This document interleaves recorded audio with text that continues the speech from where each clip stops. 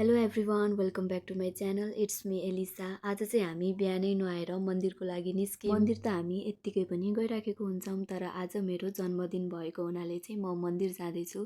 यहाँ तपाईँले हेर्न सक्नुहुन्छ नेपालगञ्जमा एकदमै जाडो बढेको छ। अलि बिहानै भएर हो कि जाडो भएर हो आज चाहिँ मान्छेहरू रोडमा एकदमै कम देखिरहेको छ होइन। मन्दिरको लागि चाहिँ हामी 3जना दिदीबहिनीहरू निस्केको हो। अटो नभएको हुनाले चाहिँ हामी मन्दिर हिँड्दै गएका थियौँ। यहाँ एउटा शिव मन्दिर रहेको छ, यहाँ दर्शन गरिसकेपछि चाहिँ हामी जाँदै थियौँ र मैले पछाडि फर्केर हेर्दा चाहिँ दिदीहरूको एकदमै राम्रो वाक देखेँ होइन। अनि उहाँहरूको भिडियो बनाइदिइहालेँ। त्यसपछि हामी फाइनली मन्दिरको मेन रोडमा पुग्यौँ, तर यहाँ सबै दोकानहरू चाहिँ बन्द भइसकेको थियो र यहाँ केही पूजाको सामान बेच्नको लागि चाहिँ पसलहरू खुल्ला थियो। कुहिरो लागेको हुनाले चाहिँ मन्दिरको भ्यू एकदमै मधुरो चाहिँ देखिरहेको थियो होइन। मैले चाहिँ यहाँ पूजाको सामानहरू किनेँ र अब चाहिँ म मेन मन्दिरको गेटतिर चाहिँ इन्टर गरेँ। यो हो हाम्रो बागेश्वरी मन्दिर, वान अफ द फेमस मन्दिर अफ नेपालगञ्ज होइन। यो चाहिँ एकदमै प्रसिद्ध मन्दिर हो कि यहाँ चाहिँ टाढा टाढाबाट मान्छेहरू चाहिँ पूजा गर्न आउँछन्। र फाइनली चाहिँ हामी पूजा गरिसकेपछि चाहिँ फर्क्यौँ र त्यसपछि दिदीहरू चाहिँ जाँदै हुनुहुन्छ, म पछाडि पछाडि हिँड्दै थिएँ। र यो चाहिँ मेरो